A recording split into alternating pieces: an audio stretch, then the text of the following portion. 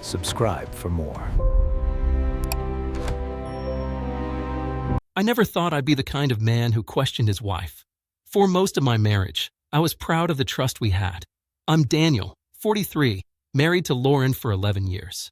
We met in Manchester, built a quiet life in the suburbs, nothing flashy, but solid. I worked in logistics, long hours, decent pay.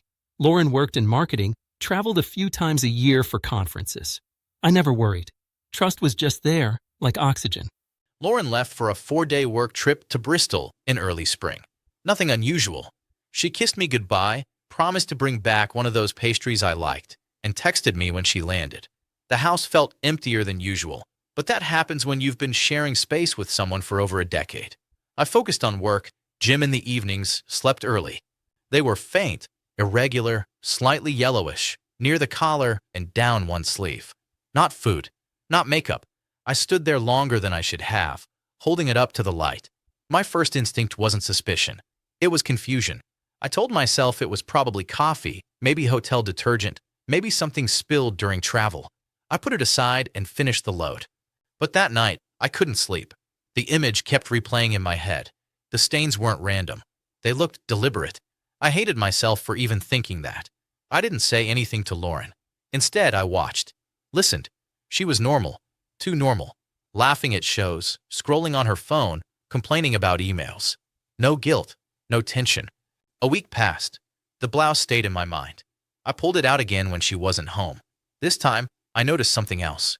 A faint smell, not strong, but unfamiliar. Not her perfume. Not detergent. Something sharp, almost metallic. My chest tightened. I felt ridiculous, standing alone in the laundry room, heart racing over a piece of fabric. I work with shipping manifests and compliance reports. My brain is wired for verification. Facts. Evidence. I told myself I needed certainty, not assumptions. I searched online, quietly, late at night. Fabric testing kits. There were services that analyzed biological residues. It felt insane, like crossing a line I could never uncross. I closed the laptop, opened it again, ordered a basic test. When the kit arrived, I hid it in my desk drawer like contraband. Lauren never noticed. A few days later, when she left for work, I took the blouse and followed the instructions. Cut a small sample from the inside seam, somewhere invisible. My hands were steady, which scared me more than shaking would have. The package went out the same day. After that, time slowed. Every interaction felt heavier. Lauren talked about planning a summer holiday, asked if I wanted Italian or Greek. I nodded, smiled, played my part. Inside, I was suspended, waiting for something to land. The email came on a Tuesday afternoon while I was at work. Subject line neutral, almost polite. Test results available.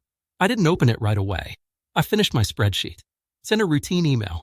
Then I closed my office door and clicked. The report was brief. Clinical. The sample tested positive for biological material consistent with male DNA. Not mine.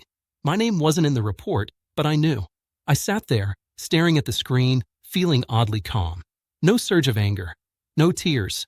Just a hollow click, like something locking into place. I drove home in silence. Lauren was already there, cooking dinner, humming to herself. The smell of garlic filled the kitchen. For a moment, I almost convinced myself I'd imagined everything. But facts don't dissolve like feelings do. We ate, talked about nothing. After dinner, she sat on the sofa, legs tucked under her, phone in hand. I sat across from her. I didn't raise my voice. I didn't accuse. I just said, "Your trip to Bristol. Was there someone else?" She looked up slowly, too slowly. There was a pause, and a sigh. Not shock, not denial, just exhaustion. "Why are you asking me this?" she said. I told her about the blouse, the stains, the test. I kept my voice level. She stared at me for a long moment, then looked away. "It didn't mean anything," she said. "It was one mistake. I didn't plan it." That was it. No apology. No explanation that mattered. I nodded. I felt something detach inside me, cleanly, without pain. I stood up, went to the bedroom, and packed a bag. Not rushed. Not dramatic. Just methodical. Lauren followed me, asking where I was going, saying we could talk, saying I was overreacting. I didn't argue. I told her I'd contact a solicitor in the morning. That night, I stayed at a hotel near the motorway. I slept better than I had in weeks. In the days that followed, reality set in. Messages from her swung between regret and irritation. Friends reached out, confused by her version of events. I didn't correct them. I didn't need to defend myself. I had clarity, and that was enough. People think betrayal is always explosive.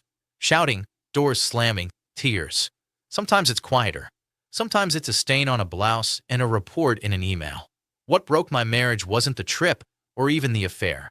It was the moment I realized I was the only one still protecting something that no longer existed. Trust doesn't die loudly. It fades, then disappears.